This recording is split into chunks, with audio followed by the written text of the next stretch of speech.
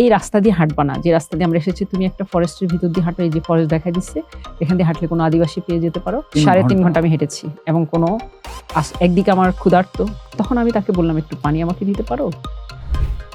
সে বলেছে আমাদের তো পানি নেই, পানির জন্য 6 কিলোমিটার পায়ে হাঁটতে হবে। এবং এমন জায়গা আছে যেখানে কোনো পানি খায় না, কিছু গাছের রস খেয়ে তারা থাকে।